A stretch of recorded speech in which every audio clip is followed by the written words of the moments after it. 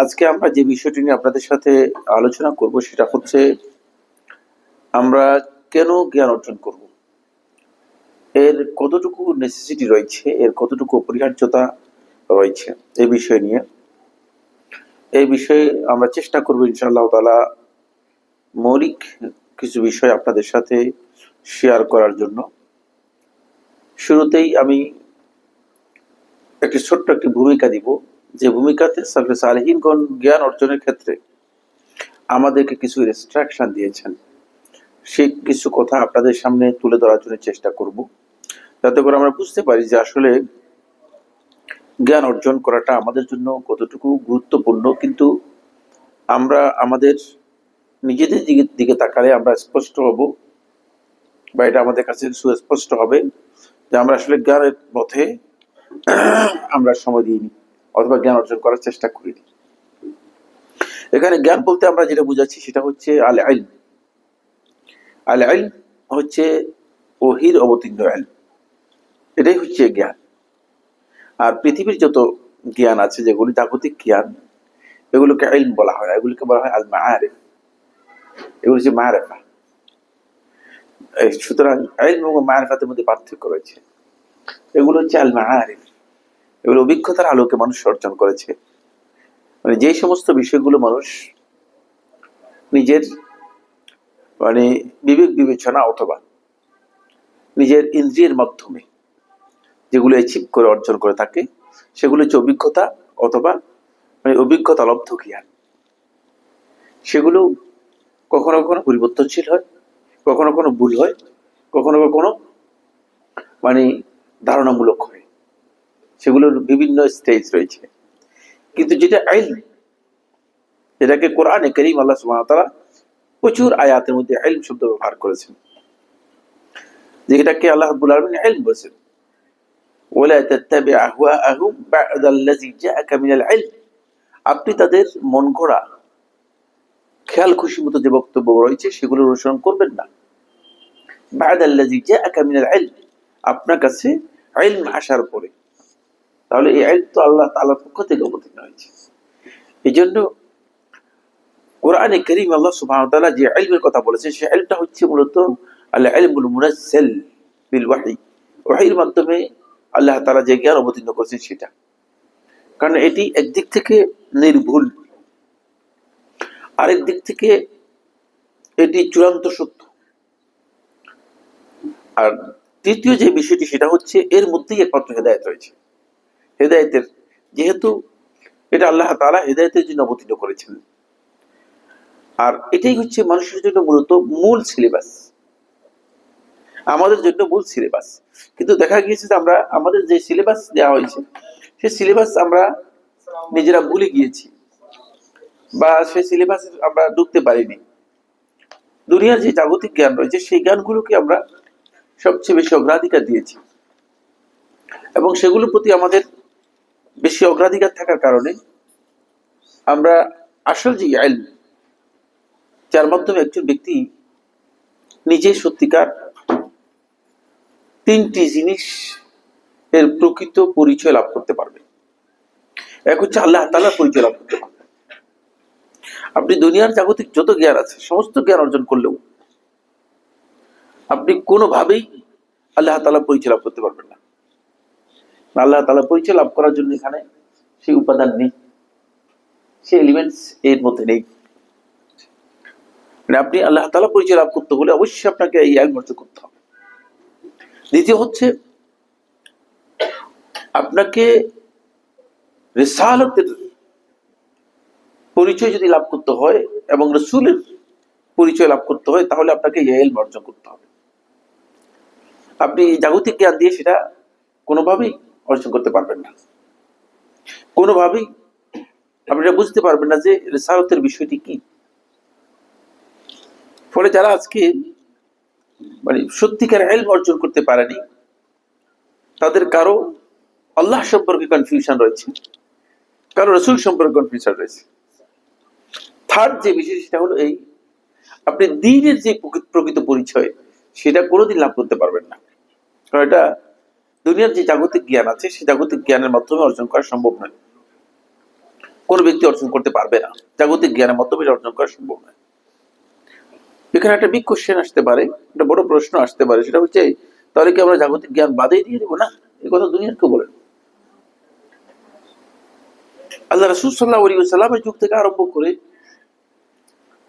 আল কুরুনুল মুফাদ্দালা, ইসলামের যে স্বর্ণালী যুগগুলো আছে, সাহাবায়ে কেরামদের যুগ, সাহাবীদের পরবর্তী তাবিদের যুগ, তাবিদের পরবর্তী তবে তাবিদের যুগ, এই যুগগুলোতে মূলত ইসলামের জ্ঞান আর জাগতিক জ্ঞান এটি সমন্বিত জ্ঞান ছিল, এটাকে বিচ্ছিন্ন করে দেখা হয়নি।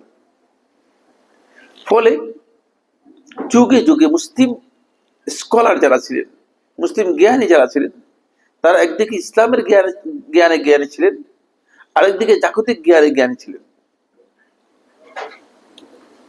তারা জাগতিক জ্ঞান থেকে বিচ্ছিন্ন ছিলেন না, কেউ না। দুনিয়ার জ্ঞান তারা অর্জন করেছেন, দ্বীনের জ্ঞান অর্জন করেছেন। কিন্তু যখন মুসলমানদের মধ্যে একটা ডিভিশন তৈরি করার চেষ্টা করা হলো, ডিভাইড করার চেষ্টা করা হলো, তখনই মূলত ইসলামিক জ্ঞানকে একটা ধর্মীয় জ্ঞান হিসেবে এর জন্য একটা আলাদা গ্রুপ সৃষ্টি করা হলো, আর জাগতিক জ্ঞান, দুনিয়ার যে সমস্ত জ্ঞান, এটার জন্য আলাদা গ্রুপ তৈরি করে দেওয়া হলো। যারা দুনিয়ার জ্ঞান অর্জন করবে তারা কোরআন হাদিস পড়ার কোনো দরকার নেই, জানার কোনো দরকার নেই। এটা মুসলিম দেশগুলোতে এখনো মোটামুটি, মানে যে দেশগুলোতে, সেগুলোতে এখনো ইসলামিক জ্ঞানের সাথে জাগতিক জ্ঞানের সমন্বয় আছে। কিন্তু আমরা যেহেতু এই কলোনিয়াল এলাকা যেগুলো আছে, এগুলোতে সবগুলোতেই আলাদা করে দেওয়া হয়েছে। আপনি স্কুল কলেজে পড়বেন, জাগতিক জ্ঞান লাভ করবেন, হতে পারে যে তিনি সূরা ফাতিহা জীবনে কোনদিন পড়েননি। তো যিনি সূরা ফাতিহা জানেন না, তাহলে তিনি ইসলামের কি জানবেন? এটা খুবই সিম্পল বিষয়, এখান থেকে দূরে সরিয়ে রাখা হয়েছে। সিলেবাসের মধ্যে কোরআনের কোন অংশই রাখা হয়নি, হাদিসের কোন অংশই রাখা হয়নি। কোরআন হাদিস আলাদা করে রাখেন।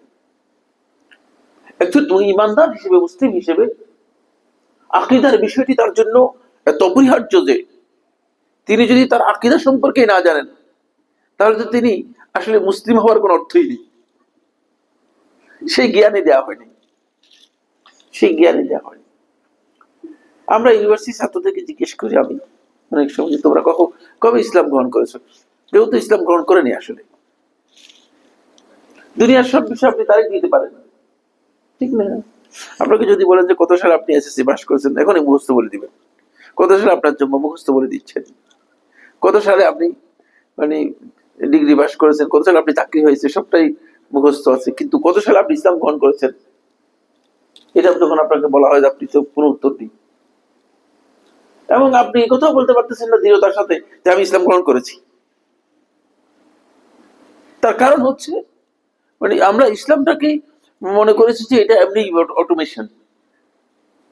ফলে এই কারণেই ইসলামের জ্ঞান অর্জন করাটা আমাদের যে প্রয়োজনীয় বিষয় ছিল, আকীদার মৌলিক যে বিষয়গুলো আমাদের জন্য জানা অপরিহার্য ছিল, যেগুলো আমাদের জন্য অব্লিগেটরি ছিল, সেগুলো থেকে আমরা অনেক অনেক দূরে সরে গিয়েছি। ফলে সিলেবাস গুলোতে আকীদা সম্পর্কে কোনো আলোচনা নেই। বরং এর চেয়ে জঘন্য যে বিষয়টি, সেটা হচ্ছে সেখানে আকীদার নামে বা চেতনার নামে এমন কিছু বিষয়কে ইনক্লুড করে দেওয়া হয়েছে, সম্পৃক্ত করে দেওয়া হয়েছে, যেগুলো একজন মুসলিমের মূল আকীদাকে ধ্বংস করে দেয়, সেগুলো যুক্ত করে দেওয়া হয়েছে। পরে এখন মুসলিম ব্যক্তি মাদ্রাসা থেকে পাশ করা, মানে আমাদের মাদ্রাসা থেকে ফাজিল পাশ করা, ঢাকা ইউনিভার্সিটি পড়তে গিয়েছে, মাথার মধ্যে পাগড়ি টাগড়ি ছিল, তখন নামাজ তো 5 ওয়াক্ত জামাতে পড়তো, মানে আমরা তো পাগড়ি ব্যবহার করতাম না কখনো, বুঝতে পেরেছেন? মাথার মধ্যে পাগড়ি টাগড়ি ছিল খুব, মানে এই জন্য বুঝেছি যে মানে সোয়াবটা কি ছিল, পরহেজগারি সোয়াব ছিল। কিন্তু ঢাকা ইউনিভার্সিটি ভর্তি হওয়ার পর এরপর শেষ পর্যন্ত মানে বলছে আল্লাহ তাআলা তো আসলে একটা বড় ধরনের প্রলোভন দিয়েছে ইমানদারদেরকে, নাউযুবিল্লাহ। এই সমস্ত কথা আল্লাহ উচিত হয়েছে যে আল্লাহ তাআলা হুরদের প্রলোভন দিয়েছে জান্নাতের মধ্যে এ দিবে সে দিবে, নাউজুবিল্লাহ। সে কোথা থেকে কোথায় চলে গেল, এডুকেশন তাকে কোথায় নিয়ে গেছে। যাদের কাছে শিক্ষা গ্রহণ করতেছে তারা তারা সবাই অধিকাংশই মানে নিজেদের পরিচয় জানে না, আল্লাহর পরিচয় জানবে কোত্থেকে। যে ব্যক্তি নিজের পরিচয় জানে না সে কোনোদিন আল্লাহ রাব্বুল আলামিনের পরিচয় জানার প্রশ্নই আসে না, সে তো আল্লাহর পরিচয় জানতেই পারবে না। তাই আসুন আমরা আজকের আলোচনার ইন্ট্রোডাকশনে যে আলোচ্য বিষয় ইন্ট্রোডাকশনে আমি গুরুত্বপূর্ণ হয়তো 5-7টি পয়েন্ট আপনাদের সাথে চেষ্টা করবো শেয়ার করার জন্য। 1 নম্বর যে পয়েন্টটি সেটা হচ্ছে এই,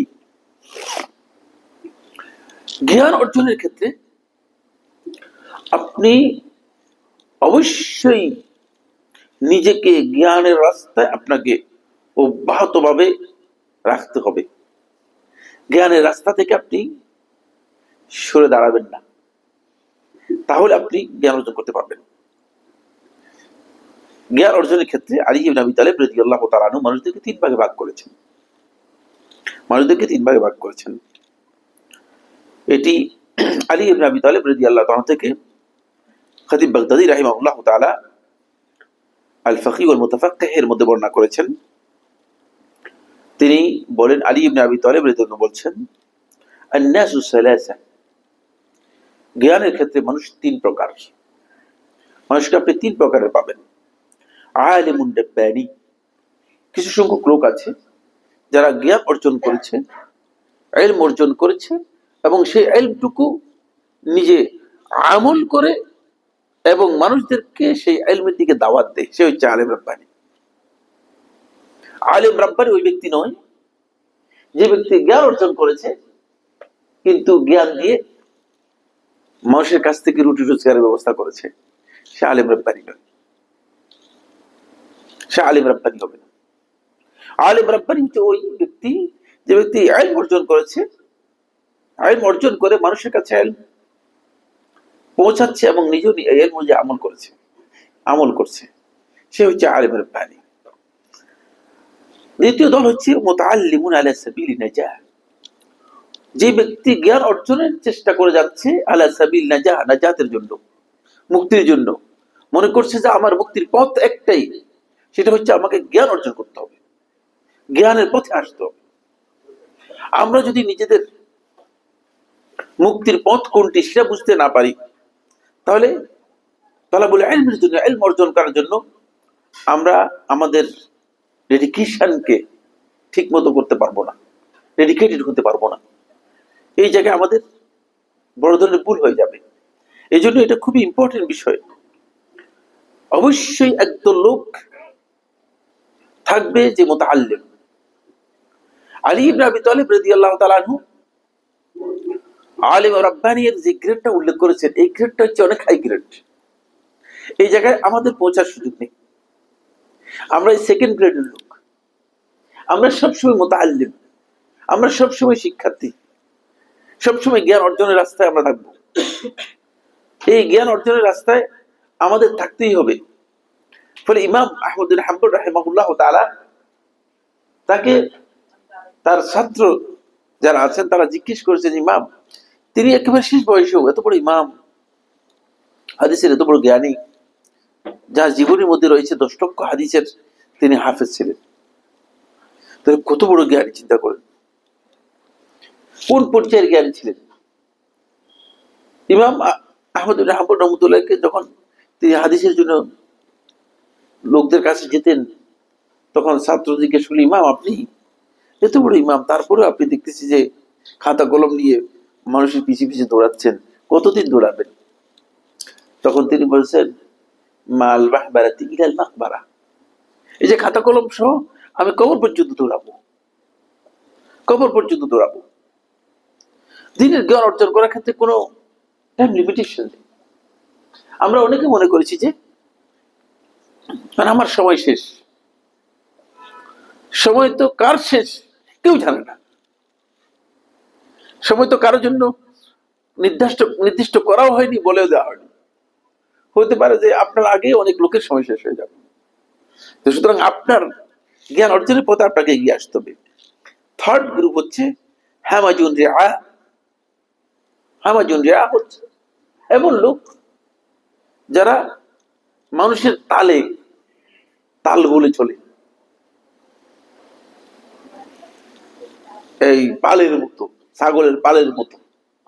আতবাউ কুল্লি নাইক, যেদিকে যে আওয়াজ শুনে, যেদিকে সে যে স্লোগান শুনে, আসো আসো, জালো জালো, দৌড় দিচ্ছে এর অনুসারী।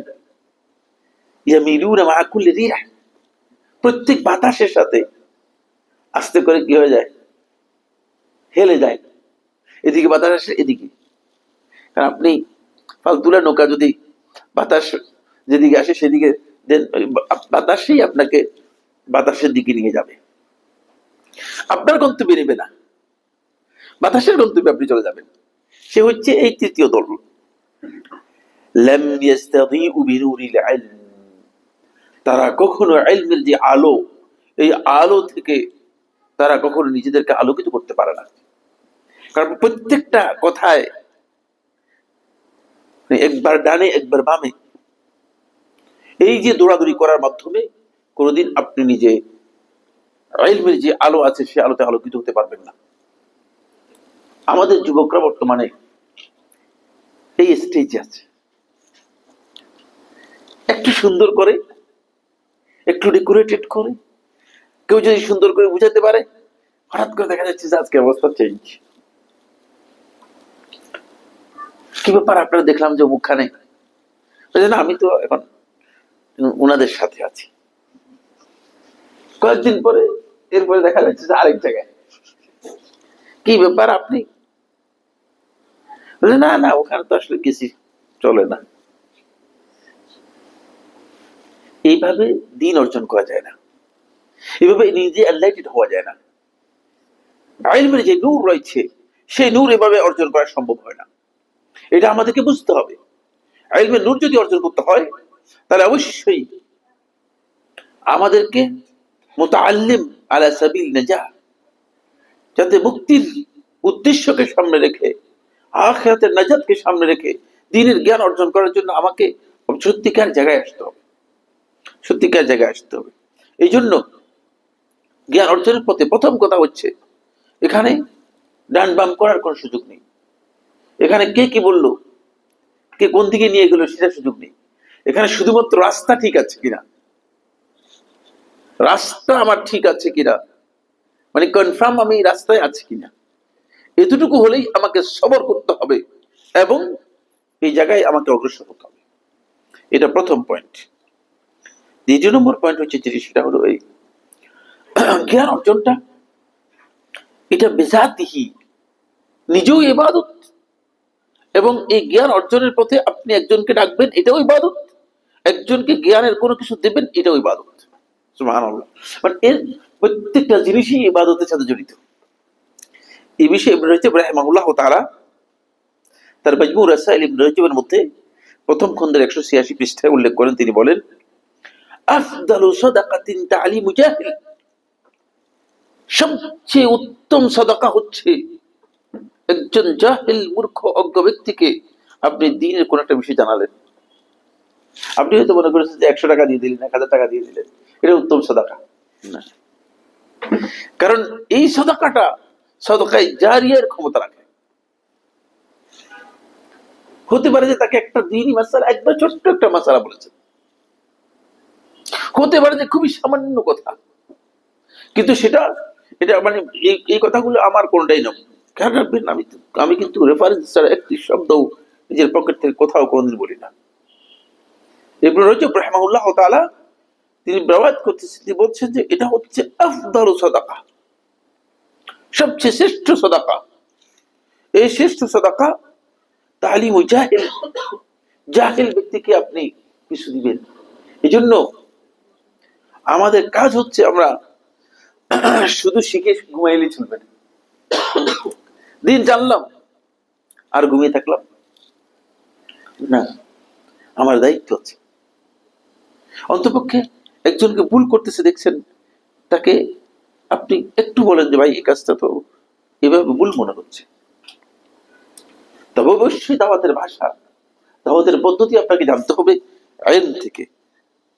কারণ আমরা প্রত্যেকটা জিনিস নিব মুহাম্মদ সাল্লাল্লাহু আলাইহি ওয়াসাল্লাম এবং তার সাহাবাদের কাছ থেকে।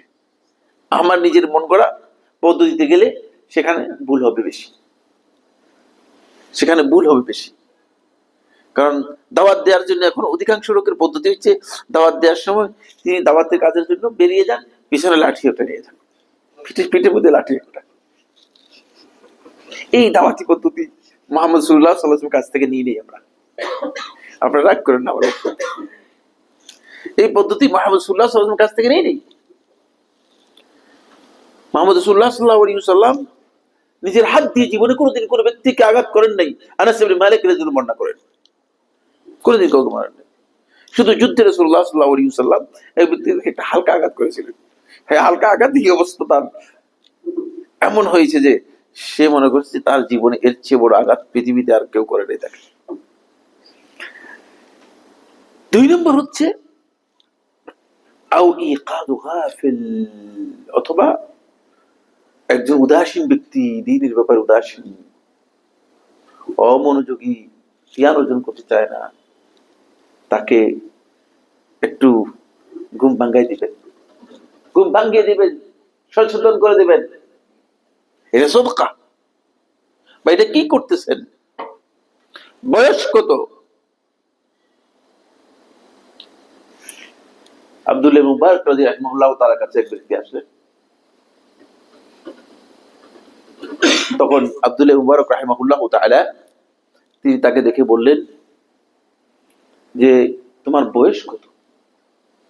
বলে আমার বয়স তো 60 হয়ে গেছে। বলে 60 বছর থেকে তুমি আল্লাহ রাব্বুল আলামিনের দিকে যাচ্ছ, কতটুকু যেতে পেরেছ, কতটুকু আল্লাহ তাআলার কাছে বুঝতে পেরেছ? হঠাৎ করে এই লোকের চোখ বড় হয়ে গেল, হঠাৎ করে চোখ বড় হয়ে গেল। কি বলেন? বলছি হ্যাঁ। তার মাথার মধ্যে এটা ছিল না যে আমি তো 60 বছর আসলে আল্লাহ তাআলার দিকে যাচ্ছিলাম। সে তো আসলে আল্লাহর দিকে যাচ্ছে না, শুধু যাচ্ছে দুনিয়ার দিকে। সে তো যাচ্ছে যে চাকরি রোজগারের দিকে।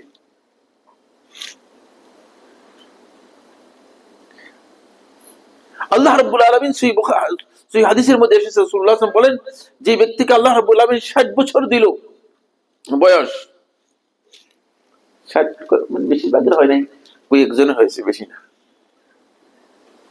আল্লাহ তাআলার কাছে তার কোন ধরনের এক্সকিউজার নেই। কোন ফুল কি করেছে, ফুল প্যাকেজ পেয়ে গেছে। প্যাকেজটা যা ছিল 60-এর মধ্যেই ছিল, ফুল প্যাকেজ পেয়ে গেছে। আর আল্লাহ রাব্বুল আলামিনের কাছে এতটুকু বলার সুযোগ নেই যে আল্লাহ করতে পারি নাই, সময় ছিল না। সুতরাং আল্লাহ রাব্বুল আলামিনের কাছে আমরা যাচ্ছি সামনের দিকে, কিন্তু বেশিরভাগই আসলে আমাদের গন্তব্যের ব্যাপারে উদাসীন। আমরা গন্তব্যের ব্যাপারে উদাসীন। এই জন্য গন্তব্যের বিষয়টিকে মাথায় রেখে তারপরে আপনার কাজ করতে হবে। আমার গন্তব্য কি, সেই গন্তব্যটাকে মাথায় রেখে তারপরে সামনের দিকে যাওয়ার জন্য চেষ্টা করতে হবে। 2 নম্বর পয়েন্ট। 3 নম্বর পয়েন্ট হচ্ছে জাদুল মাআদের 3য় খণ্ডের 433 পৃষ্ঠায় ইমাম ইবনুল কাইয়্যিম রাহিমাহুল্লাহ তাআলা বর্ণনা করেন। তিনি বলেন, ইসলাম এখন আমাদের কাছে আসলে আননোন হয়ে গিয়েছে। শুধু মসজিদের মধ্যে মুসল্লি দেখলেই আপনি এই কথা মনে করেন না যে মুসল্লির সংখ্যা বেশি হয়ে গেছে। মুসল্লিরা এরা নামাজ পড়ে, কিন্তু নামাজ কি জিনিস জানে না। রাগ করেন না আমার বক্তব্যের মধ্যে, কারণ নামাজের একটা মাসালাও জানে না, এরকমই দেখেছি আমি। বেশিরভাগ মাসালাই জানে না, দেখা নামাজ আদায় করতেছে। কারণ জ্ঞান অর্জন করার জায়গাতে তো নেই, জ্ঞানের জায়গায় তো আমরা আসিনি। আল্লাহুম্মা খালিল, খুব কম সংখ্যক এ ব্যাপারে অনেক খেয়াল রয়েছে। ইসলাম গরীব, অপরিচিত হয়ে গিয়েছে। বাদা আল ইসলাম গরীবান, যখন ইসলামের উৎপত্তি হয়েছিল, বিকাশ হয়েছিল, তখন ইসলাম অপরিচিত ছিল। কিন্তু পরবর্তীতে ইসলামের বিশাল পরিচিতি লাভ হয়েছে। আপনি কি মনে করেন সুবহানাল্লাহ, আল্লাহর একটি কিতাব কোরআনে করিম, এই কোরআনে করিমের এই পর্যন্ত 7 থেকে 8,000 তাফসিরই হয়েছে। পৃথিবীর কোন কিতাবের এত ব্যাখ্যা, এত তাফসির, এত আলোচনা হয়েছে দুনিয়ার কোনো মানুষ জানে না। তারপরেও অব্যাহত ভাবে চলছেই, মানে বন্ধ হয়ে গিয়েছে, শেষ হয়ে গিয়েছে তা না, চলছেই। কিন্তু তারপরেও ইসলাম গরীব, অপরিচিত হয়ে যাচ্ছে। কারণটা হলো কেন এই অপরিচিতি? জাদুল মাআদের মধ্যে ইবনে কাইয়িম রাহমাতুল্লাহ বলেন দুটি কারণে। ইজা কাল্লাল উলামা, যখন আলেমরা কমে যাবে। এখন আপনি আলেম দেখবেন না, মুতাআলিম দেখবেন। এখানে যারা আরবি ভাষা বুঝেন তারা বুঝতে পারবেন। আলেম হচ্ছে যার কাছে সত্যিকার ইলম আছে, কোরআন এবং হাদিস বুঝেন, কোরআন হাদিস বুঝে কোরআন হাদিস অনুযায়ী আমল করেন, তিনি হচ্ছেন আলেম। আর মুতাআলিম হচ্ছে যিনি আলেমের বেশ ধারণ করেছেন, তিনি কোরআন হাদিস আসলে বুঝেন না, কোরআন হাদিসকে নিজের সুবিধার জন্য ব্যবহার করে থাকেন। এখন মুতাআলিমের সংখ্যা বেশি আলেমের চেয়ে, আলেমের চেয়ে মুতাআলিমের সংখ্যা বেশি। ফলে এই জায়গায় আমাদের সবচেয়ে বড় সমস্যা হয়ে গিয়েছে। ফলে ইসলামের মূল জিনিসগুলো গরীব। আপনি মাগরিবের নামাজের পরে 2 রাকাত সুন্নত নামাজ পড়তে যান, আপনাকে সমস্ত লোকে বাধা দিবে। বাধা দিবে কি দিবে না? গরীব। সহিহ বুখারীর হাদিস, বাধা দিচ্ছেন কেন? আপনি তাহিয়াতুল মসজিদে গিয়ে পড়বেন, মানে হাদিসের এমন কোন কিতাব নেই যে কিতাবের মধ্যে তাহিয়াতুল মসজিদের ব্যাপারে বলা হয়নি, কিন্তু মৌলবী তাহিয়াতুল মসজিদ না পড়ার জন্য লাইট জ্বালিয়ে রাখছে, লাল লাইট জ্বালিয়ে রাখছে। দেখেন গরীব কিনা, এটা অপরিচিত। দেখছেন, মানে আমি যে অপরিচিত বলছি আসলে যে অপরিচিত, মানে মৌলবীর কাছেই অপরিচিত, আমাদের কাছে অপরিচিত। এবং সাধারণ মানুষ মনে করে কিরে এই লোকে নামাজ পড়তেছে কেন? একজন তো বলতেছে যে মানে আমি তাহিয়াতুল মসজিদ পড়াতে, হুজুর বলতেছে এটা বেয়াদবি।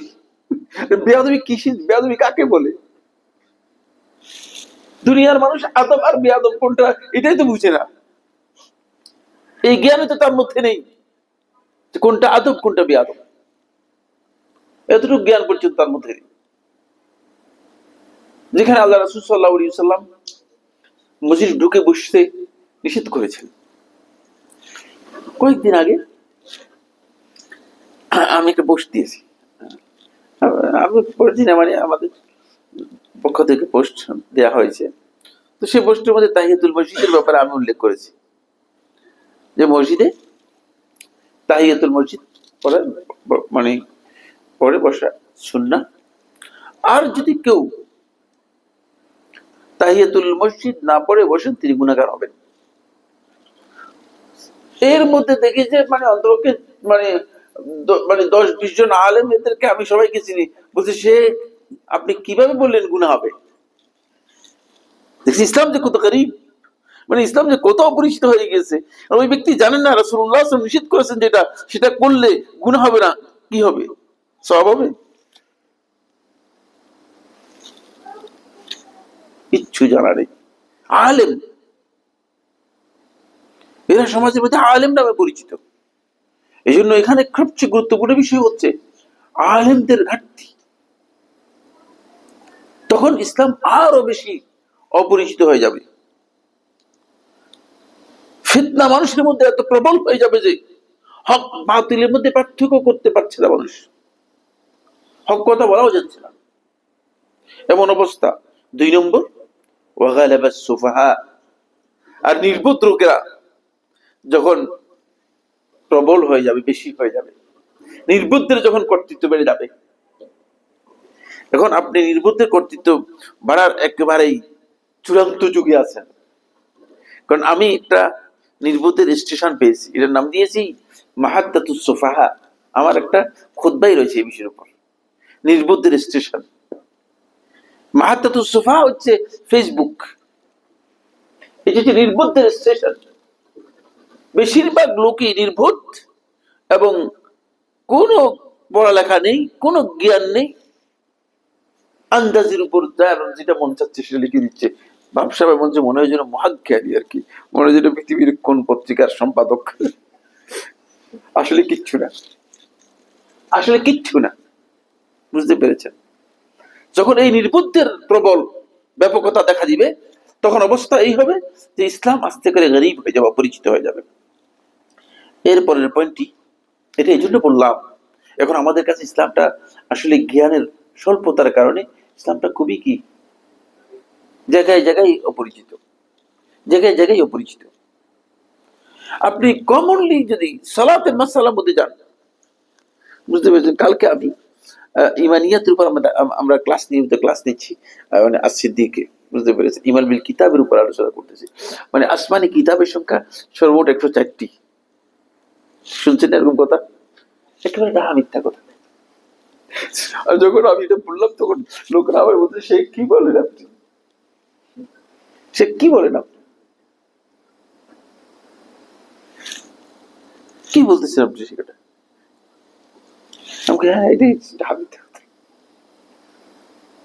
এই জন্য খেয়াল রাখতে হবে যে আসলে এমন এক অবস্থায় চলে গিয়েছি যে আমরা ইসলামটা আমাদের কাছে অপরিচিত হয়ে গেছে, ইসলামের জ্ঞানী লোকের অভাবের কারণে আর নির্বুদ্ধের মানে ব্যাপকতার কারণে নির্বুদ্ধরা একেবারেই ছেয়ে গিয়েছে।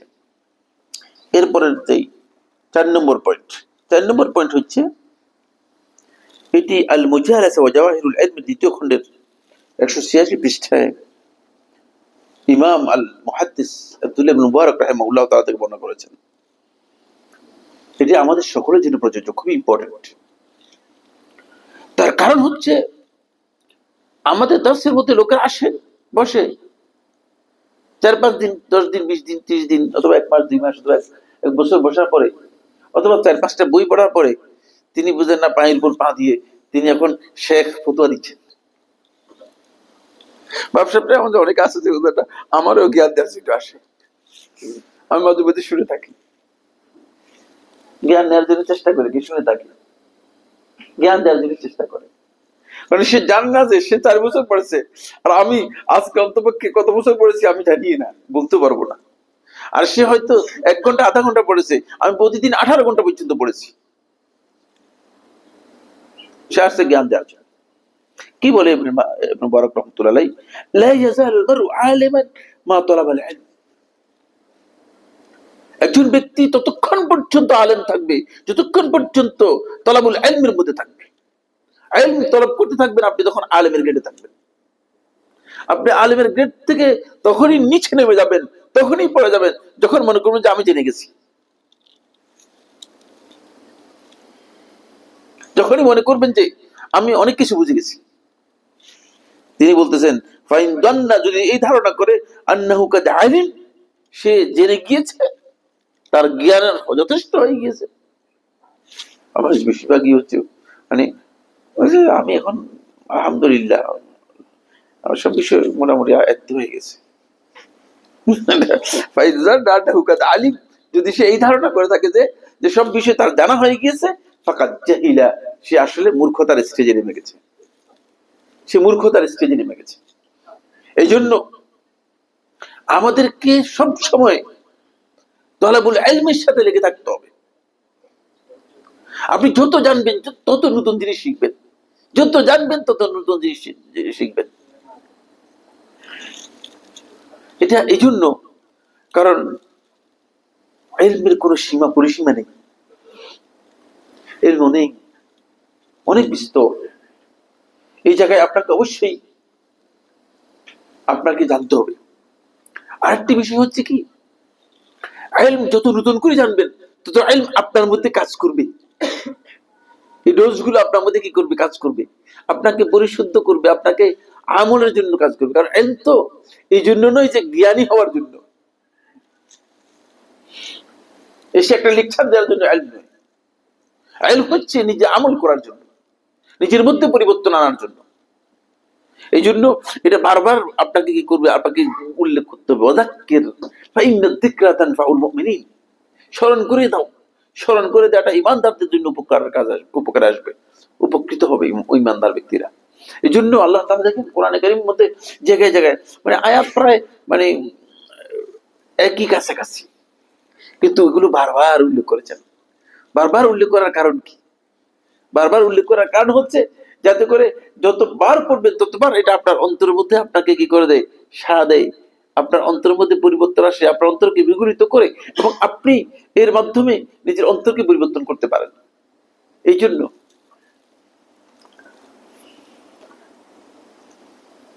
ইলম অর্জনের আরেকটি শ্রেষ্ঠত্বের বিষয়ে শেখুল ইসলাম ইবনুল কাইয়্যিম রাহমাতুল্লাহ আলাইহি মিফতাহু দারিস সাআদার প্রথম খণ্ডের 185 পৃষ্ঠায় উল্লেখ করেছেন।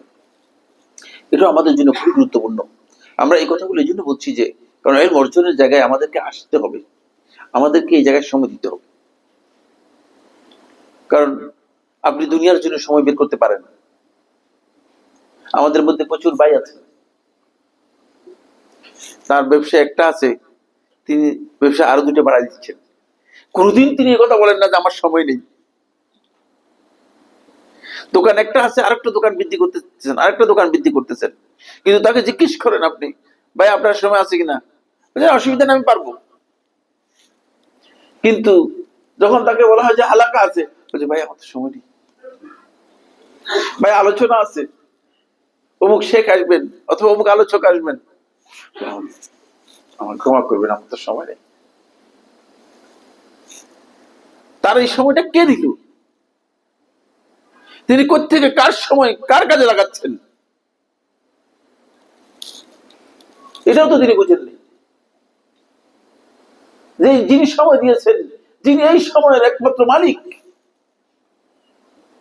তিনি যে কোনো মুহূর্তে তার এই সময় ছিনিয়ে নিতে পারেন তার কাছ থেকে, সেই খবর পর্যন্ত তার নেই। সুতরাং এই জায়গায় আমাদেরকে বুঝতে হবে বিষয়টি। আমরা দ্বীনের জ্ঞান অর্জন করার ক্ষেত্রে আমাদেরকে এই জায়গায় এগিয়ে আসতে হবে। এই জন্য ইবনুল কাইয়্যিম রাহমাতুল্লাহ আলাইহি এখানে এটা গুরুত্বপূর্ণ বিষয় বলেছেন।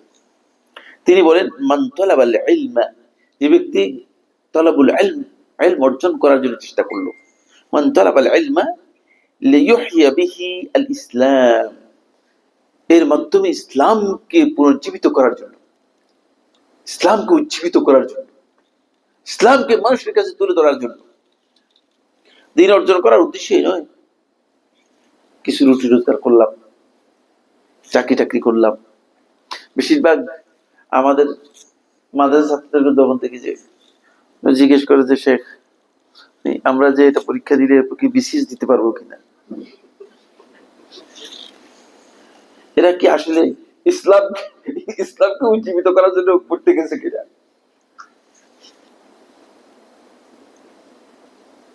আমার ব্যক্তিগত একটি ঘটনা বলতেছি, জাস্ট মানে জানানোর জন্য, আল্লাহ তাআলা আমাকে ক্ষমা করুন।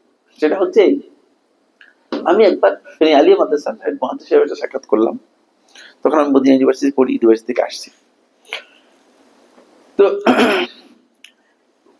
উনি অনেক বড় মুহাদ্দিস ছিলেন, মারা গেছেন, আল্লাহ তাআলা ক্ষমা করুন। ওনার সম্পর্কে আমার মন্তব্য করার প্রয়োজন নেই। তো একজনে বলেছে শেখ, মানে আমার বন্ধু মানুষ, আমরা ছাত্র, বলতো যে আপনি যেহেতু এখানে আসছেন, মুহাদ্দিস সাহেব একটু সালাম দিয়ে যান, দেখা করে যান, কথা বলে যান। তো মুহাদ্দিস সাহেবের কাছে আমি সালাম দিয়ে গেলাম। সালাম দেওয়ার পরে মুহাদ্দিস সাহেবকে কথা বললাম। মুহাদ্দিস বললেন, আপনি আপনার পরিচয়? আমি বললাম, আমি মোহাম্মদ সাইফুল্লাহ, মদিনা ইউনিভার্সিটিতে পড়ি। মদিনা ইউনিভার্সিটির কথা মানে একটু বুকুস খাইলো আর কি। মানে মদিনা ইউনিভার্সিটি পড়লে অনেকেই বুঝেন না, মনে করে যে কি যে নিজে একটা জিনিস, বিভিন্ন ধরনের দৃষ্টিভঙ্গি আছে। মদিনা ইউনিভার্সিটি কেউ নিতে পারে, কেউ নিতে পারে না। কেউ মানে এর ওয়েট বেশি হওয়ার কারণে নিতে পারে না, আর কেউ নিজের ঘৃণার কারণে নিতে পারে না। বুঝতে পেরেছেন? যাই হোক, সেটা আলোচ্য বিষয় নয়। ফলে আমার বললো যে, তো আপনি কি করবেন? মদিনা ইউনিভার্সিটি থেকে পড়ে এসে কি করবেন? কিছু করতে পারবেন? কোথাও কোনো চাকরি হবে? মুহাদ্দিস, বুঝতে পেরেছেন? আমি কি এই প্রশ্নের উত্তর আমি কি দিতে পারি? আপনারা কি মনে করেন? আপনারা কি মনে করেন? আমি বললাম যে, হুজুর, মানে আমার এই চাকরির ব্যাপারে আপনি এই যতক্ষণ পর্যন্ত যতটুকু চিন্তা করেছেন, আল্লাহর কসম আজকের দিন পর্যন্ত আমি এতটুকু চিন্তা করি নাই কোনদিন। আজকের দিন পর্যন্ত আমি এই চিন্তা করি না চাকরির ব্যাপারে। সেদিনও এই কথা বলেছি, আজকেও এই কথা বলছি, আজকেও কথা বলছি। এটা আমাদের খেয়াল রাখতে হবে। ইলম অর্জন হবে ইসলাম, যাতে করে ইসলামকে আপনি উজ্জীবিত করতে পারেন, ইসলামকে পুনর্জীবিত করতে পারেন, মানুষের কাছে ইসলামটাকে প্রমোট করতে পারেন। যদি সেই কাজের উদ্দেশ্যে আপনি ইলম অর্জন করেন, তাহলে ইবনে কাইয়্যিম রাহমাতুল্লাহ বর্ণনা করেন, তিনি বলেন ফাহুয়া মিনাস সিদ্দিকিন ওয়া দারাজাতুহু বা'দা দারাজাতিন নবুওয়াহ, সে সিদ্দিকিনদের মধ্যে কিয়ামতের দিন অন্তর্ভুক্ত হবে এবং তার গ্রেড হবে, তার মর্যাদা হবে নবীদের মর্যাদার পরপরই আল্লাহ তাআলার কাছে। তার গ্রেড মর্যাদা হবে আল্লাহ রাব্বুল আলামিনের কাছে নবীদের মর্যাদার পরপরই। এটা আমাদের 5 নম্বর পয়েন্ট। 6 নম্বর পয়েন্ট এই ভূমিকার মধ্যে এরপর শেষ করে দিব, ভূমিকাটা শেষ হয়ে যাবে। আপনারা মনে করছেন আমার আলোচনা শেষ হয় না কোনোদিন, বুঝতে পেরেছেন? মানে আমি আলোচনা যখন শুরু করে দিই তখন আলোচনা কি হয় না, শেষ হয় না। মানে তবে এক জায়গায় গিয়ে আমি ক্লোজ করে দিব, টাইম দেখে আস্তে করে নিজে ক্লোজ করে দিব। 6 নম্বর যে পয়েন্টটি, সেটি আরো গুরুত্বপূর্ণ।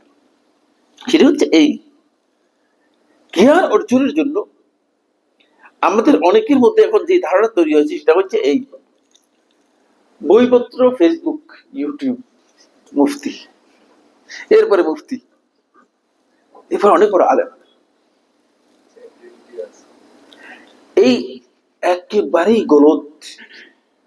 জ্ঞানের জায়গায় এটা সবচেয়ে বড় গলত বিষয়। এই বিষয়ে আব্দুল্লাহ ইবনে মাসউদ থেকে একটি রিওয়ায়াত সাব্যস্ত হয়েছে, শেখ নাসিরউদ্দিন আলবানী রহমাতুল্লাহ সেটাকে দায়ী বলেছেন। আর আবু হুরায়রা রাদিয়াল্লাহু আনহু একটি বর্ণনা এসেছে, যে বর্ণনাটি মুআজামের মধ্যে এসেছে, এবং নাসিরউদ্দিন আলবানী রহমাতুল্লাহ আস-সিলসিলা সাহিহার 382 নম্বর হাদিসের মধ্যে বলেছেন ইসনাদু হাসান, এর সনদ হাসান, উত্তম। রাসূলুল্লাহ সাল্লাল্লাহু আলাইহি ওয়াসাল্লাম ইরশাদ করেন ইন্নামাল ইলমু বিত-তাআল্লুম, ইলম অর্জন করার পদ্ধতি হচ্ছে বিত-তাআল্লুম, মানে জ্ঞান অর্জন করার মাধ্যমে, জ্ঞান নেয়ার মাধ্যমে। জ্ঞান আপনাকে নিতে হবে। জ্ঞান নেয়ার পদ্ধতিটা কি? তাআল্লুমটা কি? তাআল্লুম হচ্ছে আপনি, এক নম্বর হলো আপনাকে এর জন্য শারীরিকভাবে কষ্ট করতে হবে, আপনাকে এর জন্য সত্যিকার দৃঢ় প্রত্যয়ের সাথে জ্ঞান অর্জনের ইচ্ছা পোষণ করতে হবে। এরপর আপনার নিয়তটাকে আপনাকে পরিশুদ্ধ করতে হবে। এরপর আপনি এর জন্য সময় দিতে হবে। আপনি এর জন্য মুআল্লিমের দ্বারস্থ হতে হবে, বই নয়, পাঠ্য বই নয়। এর দলিল হচ্ছে আল্লাহ রাব্বুল আলামিন, আল্লাহ সুবহানাহু ওয়া তাআলা যত নবী এবং রাসূলকে প্রেরণ করেছেন, কানান নাস উম্মাতান ওয়াহিদাতান ফাবা'আসা আল্লাহু আন-নাবিয়্যিনা মুবাশশিরিনা ওয়া মুনযিরিনা, যে গোটা মানুষ সবাই এক জাত ছিল, এক জাত ছিল একেবারেই 1000 বছর পর্যন্ত। নূহ আলাইহিস সালাতু ওয়াস সালামের আগ পর্যন্ত পুরো সময় সবাই শুধু আদম সন্তান, কোনো মানে জাতিগত বিভক্তি ছিল না, পরিচয়ের মধ্যে জাতিগত বিভক্তি ছিল না। এরপরে বিভক্তিটা এসেছে, এই হচ্ছে হামের বংশধর, এই হচ্ছে সামের বংশধর, এই হচ্ছে ইয়াফেসের বংশধর, এরা হচ্ছে নূহের সন্তানরা, নূহের সন্তানরা। বুঝতে পেরেছেন কেন এই পরিবর্তনটা আসছে? যাতে করে মানুষের মধ্যে পরিচিতি হয়, পরিচিতির জন্য। এই জন্য নয় যে জাতীয়তাবাদ তৈরি করবেন, এই জন্য নয়। এটা আল্লাহ তাআলা কোরআনে কারীমে অন্য আয়াতের মধ্যে সূরা হুজুরাতের মধ্যে বলে দিয়েছেন, সেদিকে যাচ্ছি না। আমি যে পয়েন্টে আলোচনা করতেছি সেটা হচ্ছে ফাবা'আসাল্লাহু আন-নাবিয়্যিন, আল্লাহ রাব্বুল আলামিন, এরপরে আল্লাহ রাব্বুল আলামিন নবীদের প্রেরণ করলেন। ওয়া আনজালা মা'আহুমুল কিতাব, এবং নবীদের সাথে আল্লাহ রাব্বুল আলামিন কিতাব অবতীর্ণ করেছেন। দেখেন, প্রথমে নবীদেরকে পাঠিয়েছেন, তারপরে কিতাব দিয়েছেন। কিতাব তো একবার দিলেই মানুষ সব জেনে যেতে পারত। আল্লাহ রাব্বুল আলামিন 1,24,000 নবী এবং রাসূল প্রেরণ করার কোনো প্রয়োজন ছিল না। কিতাব দিয়ে দিলেই তো আমরা কিতাব থেকে পড়ে সব জেনে যেতে পারতাম। কিন্তু কিতাব আল্লাহ রাব্বুল আলামিন পরে দিয়েছেন, নবীকে আগে প্রেরণ করেছেন। কারণ হচ্ছে কিতাবের যে নলেজ, জ্ঞান, সেই জ্ঞানটা যেন আপনি সত্যিকার অর্জন করতে পারেন, সেটা সঠিকভাবে অর্জন করতে পারেন। এই জন্য আপনার ওই কিতাব এর সাথে আল্লাহ রাব্বুল আলামিন নবীদেরকে দিয়েছেন, নবীদের মাধ্যমে আপনি জ্ঞানটা অর্জন করবেন। জ্ঞান অর্জন করার পদ্ধতি সালফে সালেহিনগণ এটাই পেয়েছেন। সেটা হচ্ছে অবশ্যই আলেম, ইলম, আহলুল ইলমের কাছ থেকে আপনাকে বসে জ্ঞান অর্জন করতে হবে। কারণ হচ্ছে যদি আপনি পত্রিকা পড়ে অথবা ফেসবুকের মাধ্যমে আলোচনা শোনার মাধ্যমে, কয়েকজন বলছে আমি ইউটিউবের আলোচনা শুনে আলহামদুলিল্লাহ দিনের অনেক কিছু জেনে গিয়েছি, কিন্তু আমি বলেছি কার কার আলোচনা শুনেন? যে 2-3 জনের নাম বলছে, এদের আলোচনা জ্ঞান তো দূরের কথা, মানে এদের আলোচনা না শুনে তো সব। যদি ফতোয়া দিতে হয় তাহলে এই ধরনের ফতোয়া দিতে হবে, এদের আলোচনা না শুনে তো সব। বুঝতে পেরেছেন? কি করবেন? কিচ্ছু করার নেই। কারণ কে এদেরকে বুঝাবে? আমরা তো এই কারণেই দেখতেছি যে আমরা জ্ঞান অর্জনের মূল সূত্র থেকে বিচ্ছিন্ন হয়ে ওলামায়ে রাব্বানীদের হাতের থেকে জ্ঞান অর্জন করার কথা ছিল, সেই দিকে না গিয়ে আমরা উল্টা দিকে যাচ্ছি। উল্টা দিকে যাচ্ছি, পত্রিকা থেকে জ্ঞান নেয়া, বই থেকে জ্ঞান নেয়া, আর ইউটিউব থেকে জ্ঞান নেয়া, সোশ্যাল মিডিয়া থেকে জ্ঞান নেয়া। এগুলোর ক্ষতিটা কি? খুব ভালো করে খেয়াল করুন। এক নম্বর হচ্ছে আপনার বুঝের মধ্যে ভুল হয়ে যেতে পারে। এক লাইন পড়ে বা একটা স্ট্যাঞ্জা পড়ে, একটা ফেরা যদি কেউ পড়েন, উনি একটা বুঝবেন, উনি আর একটা বুঝবেন। বুঝের ভুল হয়ে যেতে পারে। আল খাতা আল ফাহমি, বুঝের ভুল হয়ে যেতে পারে। এই যে বুঝের ভুলটা এই জন্য হতে পারে, ইম্মা লিনাকসিন লুগা, হতে পারে ভাষার জ্ঞান স্বল্প থাকার কারণে। একজন কোরআনে অনুবাদ করতেছে, ফাযাহাবাল্লাহু বিনূরিহিম, বলে আল্লাহ মিয়া নে গিয়া উনহু কে নূর কে সাথ, উর্দুতে অনুবাদ করতেছে, মানে আল্লাহ তাআলা তাদের নূরের সাথে সাথে চলে গেছে। নাউযুবিল্লাহি মিন যালিক। ভাষার জ্ঞান কম থাকার কারণে, বুঝতে পেরেছেন কিনা? ভাষার জ্ঞান কম থাকার কারণে আপনি বলতেছেন যে কদ জাআকুম মিনাল্লাহি নূর, বলে রাসূলুল্লাহ সাল্লাল্লাহু আলাইহি ওয়াসাল্লাম হচ্ছে নূর। এই যে আল্লাহ তাআলা কোরআনের মধ্যে বলছে, এখানে নূর রাসূলের কথাই আলোচনা নেই। এখন আপনাকে তো বুঝিয়ে দিয়েছে, আপনি নয়, এরকম লক্ষ লক্ষ মানুষকে বুঝিয়ে দিয়েছে। এই জন্য ভাষার জ্ঞান কম থাকার কারণে আপনার ভুল বুঝ হতে পারে, অথবা উপলব্ধির ঘাটতির কারণে। দুই নম্বর হচ্ছে যেটি, সেটা হলো চিন্তাগত, চেতনাগত ভুলের কারণে। কারণ মানুষের চেতনা বিভিন্ন ধরনের, চিন্তাটা বিভিন্ন ধরনের হয়ে থাকে। কেউ মানে এই দিকের অনুসারী, কেউ উল্টা দিকের অনুসারী, কারো চেতনা উল্টা। এখন এই যে পার্থক্য, এই পার্থক্যের কারণে আপনি জ্ঞান অর্জন করতে গিয়ে যদি আপনি উল্টা বুঝে যান, তাহলে আপনার ভুল হয়ে যাবে। ফলে সুফিরা এটা বুঝছে কোরআন থেকে, ওয়াবুদ রাব্বাকা হাত্তা ইয়াতিয়াকাল ইয়াকিন, যে তোমার রবের ইবাদত করো ইয়াকিন আসা পর্যন্ত। বলছে আমাদের ইয়াকিন এসে গেছে, আর ইবাদত নাই। এটাই বুঝেছে। দেখছেন, কোরআন দিয়ে দলিল দিচ্ছে, কোরআন দিয়ে পথভ্রষ্ট হয়ে যাচ্ছে। দেখেন না, এক মৌলবী, বিশাল বড় মৌলবী বাংলাদেশের, কোরআনে কারিমে সূরা কাহফের আয়াত দিয়ে দলিল দিচ্ছে, ফালান তাজিদা মিন দুনিল্লাহি ওয়ালিয়া মুরশিদা, বলি ওলি আর মুর্শিদের দলিল হচ্ছে এই আয়াত। নাউযুবিল্লাহি মিন যালিক। এই আয়াত হচ্ছে এর বিপক্ষে বক্তব্য। পুরোটা এই আয়াতের অর্থ হচ্ছে পুরোটা এর বিপক্ষে, কিন্তু এটাকেই দলিল হিসেবে পেশ করতেছে। বুঝছে ওলির কথা, মুর্শিদের কথা তো কোরআনের মধ্যেই আছে। কোরআনের মধ্যে তো শয়তানের কথা বহুবার আছে, ঠিক না? এর জন্য কি শয়তানকে মুফাদ্দাল ফজিলত লাভ করছে, এটা দুনিয়ার কেউ বলবে কিনা? দুনিয়ার কোনো ব্যক্তি বলবে যে শয়তানের মর্যাদা অনেক বেশি, যেহেতু কোরআনে শয়তানের নাম আসছে, নাউযুবিল্লাহ মিন যালিক, এগুলো প্রশ্নই আসে না। এটা হচ্ছে ভুল দৃষ্টিভঙ্গি। 3 নম্বর পয়েন্ট, এটি হচ্ছে জঘন্যতম, সেটা হলো আল খাতাউল আকদি, আকীদাগত ভুল। আপনি সূরা ফাতিহা পড়লে দেখবেন সূরা ফাতিহার অনুবাদের মধ্যে পর্যন্ত আকীদাগত ভুল রয়েছে। এখন সেটা কি সবাই বের করতে পারবে? সবার কি সেই জ্ঞান আছে? আকীদাগত মৌলিক ভুল বিভিন্ন জায়গায় রয়েছে। ফলে কোন একজন ব্যক্তির যতক্ষণ পর্যন্ত তার আকীদা শুদ্ধ হবে না, জেনে রাখুন ভালো করে, ওই ব্যক্তির ইলম এবং আকল কোনটাই শুদ্ধ হবে না। আকীদাটা আগে শুদ্ধ হতে হবে। আকীদা শুদ্ধ হলে তাহলে তার ইলম এবং আকল দুইটা শুদ্ধ হবে, তার বিবেচনা সঠিক হবে। আজকে যারা হাদিসকে অস্বীকার করতেছে, তাদের আকীদাগত বিচ্ছুতির কারণে হাদিসকে অস্বীকার করতেছে। কারণ তাদেরকে জিজ্ঞেস করেন যে কোরআন যে মুখ থেকে এসেছে, হাদিস তো একই মুখ থেকে এসেছে, নাকি অন্য কোনো ঘর থেকে আসছে? কোরআন কি রাসূলুল্লাহ সাল্লাল্লাহু আলাইহি ওয়াসাল্লাম মুখ থেকে আসে নাই? হাদিস কি রাসূলুল্লাহ মুখ থেকে আসে নাই? একই সূত্র থেকে এসেছে, দুইয়ের মধ্যে পার্থক্য করতেছেন কিসের ভিত্তিতে? ওই আকীদার ভুল দেখছেন।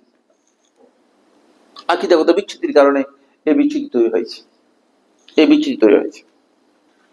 আজকের আলোচনায় মুকাদ্দিমার মধ্যে আমি যে বিষয়গুলো আপনার দৃষ্টি আকর্ষণ করে সর্বমোট 6টি বিষয়, সেটা হচ্ছে এই 1 নম্বর পয়েন্ট হচ্ছে অবশ্যই আমাদেরকে মুতাআল্লিম, শিক্ষার্থীর কাতারে আমাদেরকে আসতে হবে।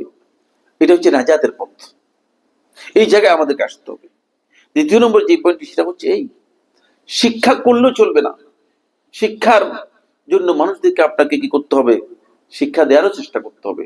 এটা অনেক বড় সাদাকা, অনেক বড় দান। 3 নম্বর যে বিষয়টি বলেছি সেটা হচ্ছে এই আলেমদের কারণেই, আলেম কমে গেলেই দেখবেন যে ইসলামের মধ্যে মানে অপরিচিতি এসে যাচ্ছে। আজকে সবচেয়ে ইসলামের অপরিচিতির মূল কারণ হচ্ছে আলেমদের অভাব। এই জন্য আলেমদের অভাব পূরণ করার জন্য অবশ্যই আমাদেরকে ভূমিকা পালন করতে হবে। ভূমিকা হচ্ছে আমাদেরকে ইলমের পথে আসতে হবে।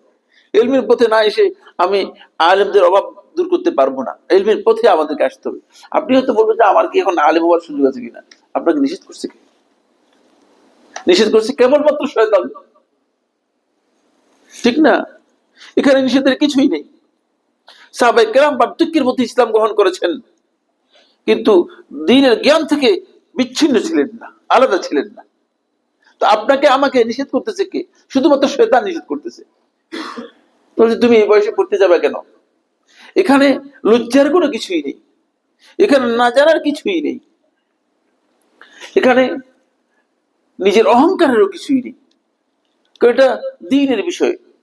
এরপরে যে পয়েন্টটি আমরা আলোচনা করেছি সেটা হচ্ছে যতক্ষণ পর্যন্ত আপনি তলাবুল ইলমের মধ্যে থাকবেন, ততক্ষণ পর্যন্ত আলেমের গ্রেডে থাকবেন, মর্যাদার গ্রেডে থাকবেন।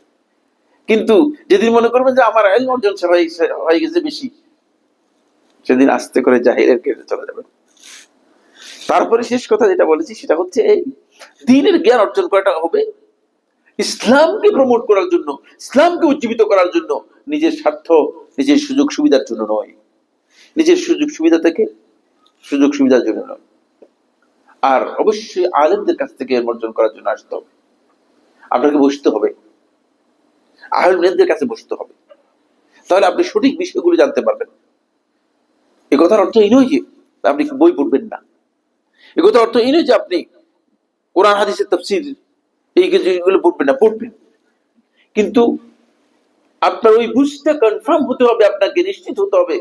যদি কোথাও কনফিউশন দেখা দেয়, কোথাও সমস্যা দেখা দেয়, আপনাকে নিশ্চিত হতে হবে কোন একজন আলেমের মাধ্যমে যে আমি যে বিষয়টা বুঝেছি সেই বিষয়টা আসলে এটা সঠিক কিনা, এই পর্যায়ে এটা সঠিক কিনা, এটা আমাকে কনফার্ম করতে হবে। যদি আপনি কনফার্ম হতে পারেন, তাহলে অবশ্যই আপনি এই কাজে আপনি সঠিক রাস্তায় থাকবেন।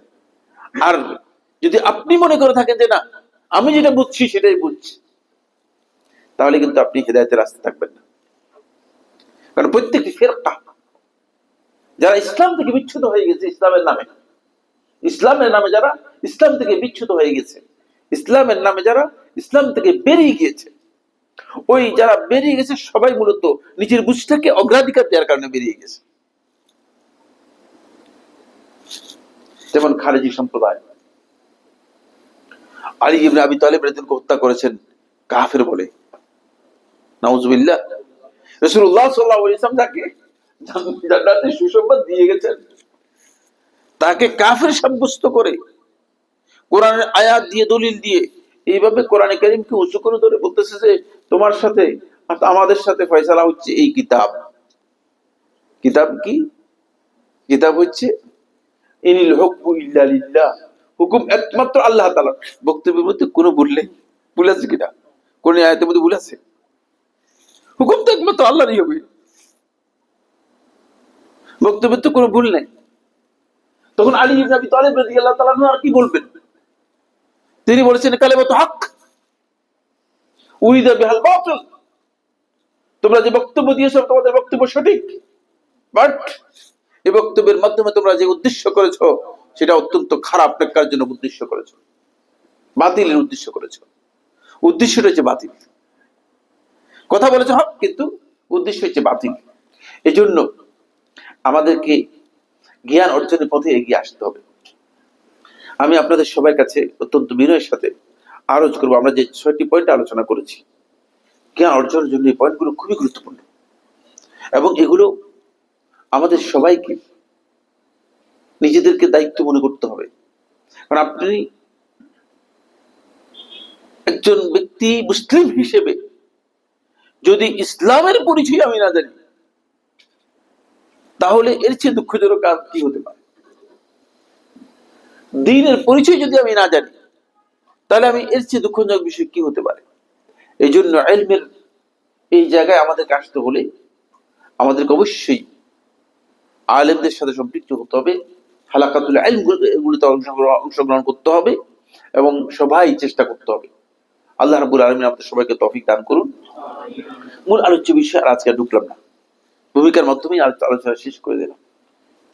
মূল আলোচ্য বিষয় যেটা ছিল সেটা অনেক লম্বা, সেটা হচ্ছে যে কেন আমরা ইলমুশ শারঈ অর্জন করব।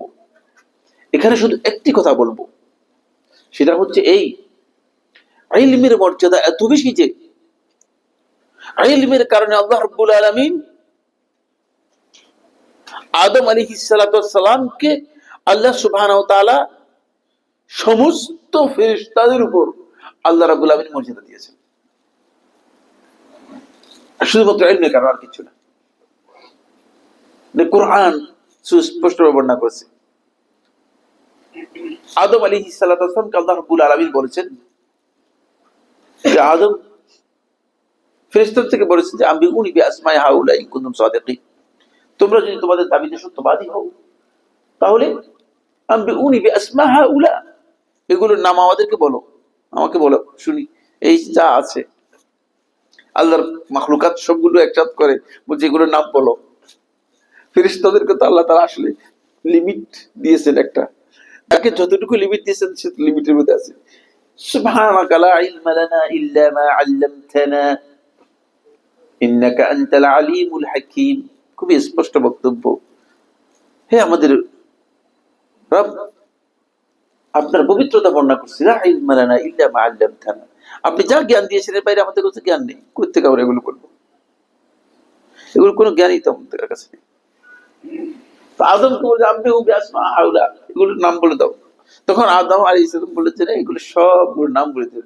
ইলমের মাধ্যমে আল্লাহ রাব্বুল আলামিন আল্লাহর সবচেয়ে সম্মানিত, আল্লাহ তাআলার পরে সবচেয়ে সম্মানিত মাখলুক কি? আল্লাহ তাআলার পরে সম্মানিত মাখলুক কি? আল্লাহ তাআলা সৃষ্টি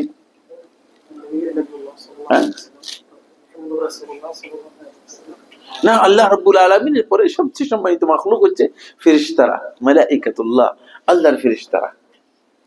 আল্লাহর ফেরেশতারা এদেরকে বলা হয়েছে ইবাদুল মুকরামুন, সম্মানিত বান্দা।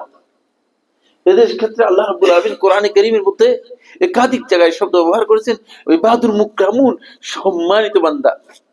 ইন্না আলাইকুম লাহাফিজিন কিরামান কাতিবিন, দেখছেন কিরামান, সম্মানিত। এদের পরিচয় হচ্ছে সম্মানিত।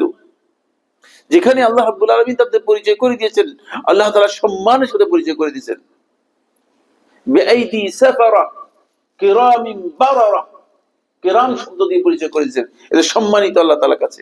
ওই সম্মানিত ফেরেশতাদের উপর আল্লাহ রাব্বুল আলামিন আদম আলাইহিস সালামকে সর্বশ্রেষ্ঠ মর্যাদা দিয়েছেন, স্পেশাল মর্যাদা দিয়েছেন।